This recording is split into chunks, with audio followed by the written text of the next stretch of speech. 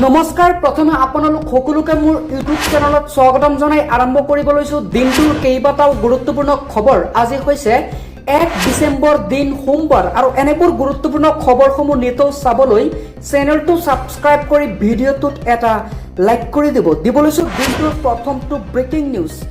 এবাৰ নিকাশিৰ কাৰাগাৰত উপস্থিত আছে শ্যামকানু সিদ্ধাৰ্থ আৰু শ্যামকানু আৰু সিদ্ধাৰ্থক ইডিয়ে জেৰা চলাইছে। বাক্সা জিলাৰ নিকাশি কাৰাগাৰতে আছে শ্যামকানু তথা সিদ্ধাৰ্থ শৰ্মা। জুবিন গাৰ্গৰ লগত যি ঘটনা সংঘটিত হৈছে সেই ঘটনাৰ লগত জড়িত থকা আটাইকেইজন অভিযুক্তক জেৰা চলাইছে। 16,000 নিকাশিৰ জিলা কাৰাগাৰত আছে শ্যামকানু মহন্ত সিদ্ধাৰ্থ শৰ্মা। হয়, আপোনালোকে ঠিকই শুনিছে।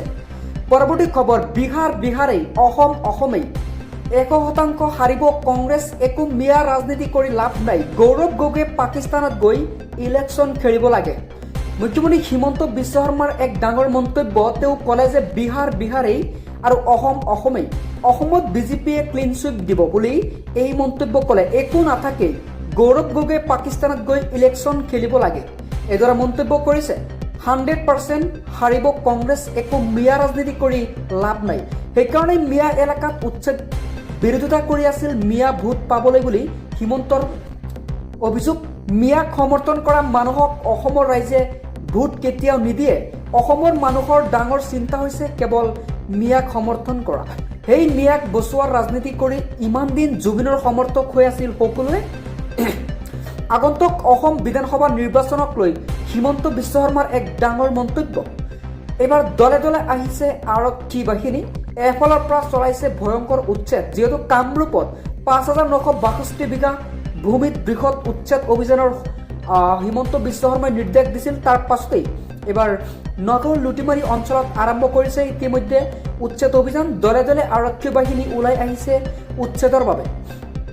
এফালৰ পৰা ভাঙি পেলোৱা হৈছে সকলো গড় মছজিদ, দুখীয়াৰ ঘৰ তথা মছজিদ ভাঙি পেলোৱা হৈছে। এফালৰ পৰা চকুৰ সন্মুখতে ভাঙি পেলোৱা হৈছে আল্লাহৰ পবিত্ৰ ঘৰ মছজিদ। কামৰূপত 5,962 বিঘা ভূমিত চলিব উচ্ছেদ অভিযান। আৰু এতিয়া ভঙা মছজিদৰ সন্মুখতে শেষ বাৰৰ বাবে মুছলমানসকলে পঢ়িলে নামাজ পঢ়ি দোৱা মাগিলে আল্লাহৰ ওচৰত যে আল্লাহ আমাক ৰক্ষা কৰা। খোৱাপাতিত থাকোঁতেই চলিল প্ৰশাসনৰ বিশেষ উচ্ছেদ অভিযান।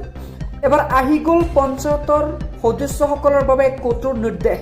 এইবাৰ ৰাইজৰ কামত কৰিব নোৱাৰিব 1 টকাৰো লেনদেন, অফিচৰ কামত আনিব নোৱাৰিব পত্নী বা শ্ৰমিক। হিমন্ত বিশ্ব শৰ্মাই পঞ্চায়ত সদস্যসকলক লৈ এটা ডাঙৰ মন্তব্য কৰিছে। কি ক'লে সবিশেষ জনাইছো, ভিডিঅ'টো শেষলৈকে চাব। এইবাৰ আহি গ'ল পঞ্চায়ত সদস্যসকলৰ বাবে এক কঠোৰ নিৰ্দেশনা। এই নিৰ্দেশনা মানি নচলিলে তেওঁলোকৰ কঠোৰ শাস্তি হ'ব। ৰাইজৰ কামত এতিয়াৰ পৰা কৰিব নোৱাৰিব 1 টকাৰো লেনদেন, আৰু অফিচৰ কামৰ সময়ত নোৱাৰিব আনিবলৈ তেওঁলোকৰ লগত সদস্য পত্নীৰ সৈতে পঞ্চায়ত অফিচত বহি থাকিব নোৱাৰিব তেওঁলোকৰ স্বামী।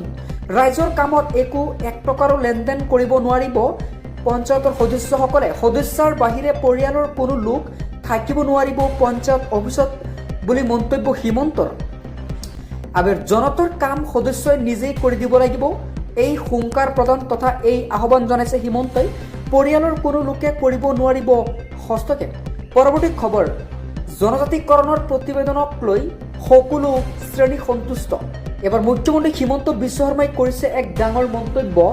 যিহেতু জনজাতিকৰণৰ প্ৰতিবেদন দাখিল কৰা হৈছিল, তাৰ পাছতে হিমন্ত বিশ্ব শৰ্মাই কৰিলে কেইবাটাও ডাঙৰ বিস্ফোৰক মন্তব্য। এবাৰ জনজাতিকৰণৰ প্ৰতিবেদনক লৈ হিমন্ত বিশ্ব শৰ্মাই কৰিছে এক ডাঙৰ মন্তব্য। ঘোষণা কৰিছে তেওঁ প্ৰতিবেদনখনে সকলো শ্ৰেণীৰ জনসাধাৰণক সন্তুষ্ট কৰিব পাৰিছে বুলি মন্তব্য কৰিছে। মন্ত্ৰী গোটৰ প্ৰতিবেদন আপোনালোকৰ সন্মুখত আছে বুলিও মন্তব্য কৰিছে। প্ৰতিবেদনত লিখা কথাখিনিয়ে আৰু বেলেগ একো কথা নাই বুলি মন্তব্য। প্ৰতিবেদনত যিটো লিখা আছে সেই একেই আছে। মন্ত্ৰী গোটৰ প্ৰতিবেদন আপোনালোকৰ সন্মুখত আছে। যিকোনো কথাৰ সপক্ষ আৰু বিপক্ষ থাকিবই, যিকোনো কথাৰ এটা সপক্ষ আৰু এটা বিপক্ষ থাকিবই। সপক্ষ বিপক্ষ দুয়োটা থকাটোৱেই এটা গণতান্ত্ৰিক বুলি কোৱা হয়। মই কিবা এটা ক'লোঁ বুলি সকলোৱে এইটো মোক মানি নল'বও পাৰে। মই যিটো কথা ক'ম সেইটোক মানি নল'বও পাৰে। ইফালে কোকৰাঝাৰৰ ঘটনাক লৈ কৰিছে এক প্ৰতিক্ৰিয়া মুখ্যমন্ত্ৰীয়ে।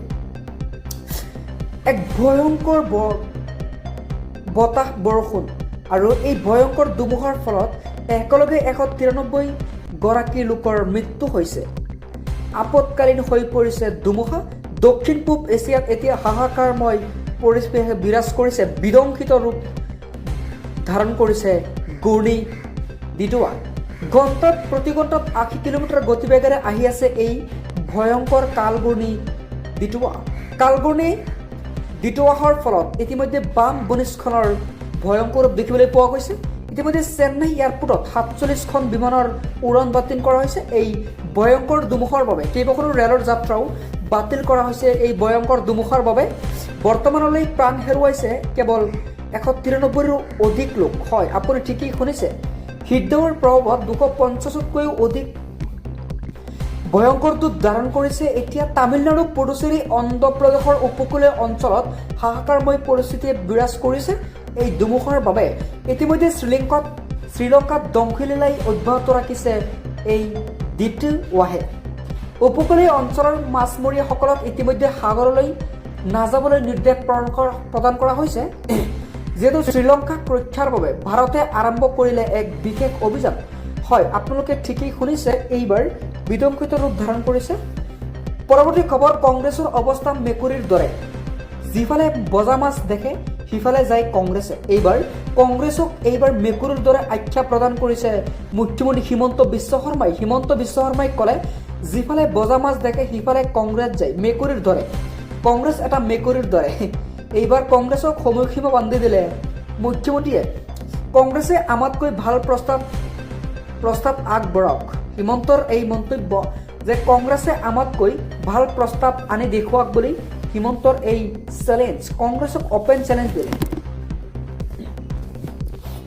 এবাৰ আমাৰ প্ৰস্তাৱে ভাল বুলি কয় সকলোৱে। মুখ্যমন্ত্ৰী হিমন্ত বিশ্ব শৰ্মাৰ এই মুকলি প্ৰত্যাহ্বান কংগ্ৰেছলৈ। পৰৱৰ্তী খবৰ, সচিবালয় নহয়, মোক মাৰিব বিচাৰিছিল কালি, মোক এবাৰ হাত দি দেখুৱাওক। এইবাৰ হাগ্ৰামা মহিলাৰ এক ডাঙৰ মন্তব্য, যোৱাকালি মোক মাৰিব বিচাৰিছিল। এতিয়া তেওঁ ক'লে BTC সচিবালয়ৰ আক্ৰমণত জড়িত আছে আপচু আৰু UPPL। আপচু আৰু UPPLৰ বিৰুদ্ধে অভিযোগ দাখিল কৰিছে BTC প্ৰধান হাগ্ৰামা মহিলাৰীয়ে। জনজাতিকৰণৰ বিষয়ক লৈ বিজেপি চৰকাৰে আলোচনা কৰা নাই BPFৰ সৈতে। হয়, আপোনালোকে ঠিকেই শুনিছে, যিটো জনজাতিকৰণ আছে সেই বিষয়ক লৈ হাগ্ৰামৰ সৈতে সমালোচনা কৰা নাই অথবা আলোচনাৰ লগত বৈঠক হোৱা নাই, এই মন্তব্য কৰিছে তেওঁ। আৰু ST/SCৰ বিষয়াসকলক লৈ আপচু UPPLৰ সৈতে আলোচনাত জড়িত হৈছে।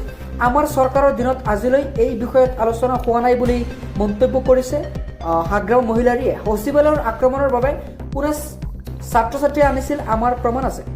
বিশ্ববিদ্যালয়ৰ পৰা কোনে অনুমতি দিছিল তাৰো প্ৰমাণ আছে আমাৰ হাতত। এইদৰে মন্তব্য কৰিছে হাগ্ৰামাই।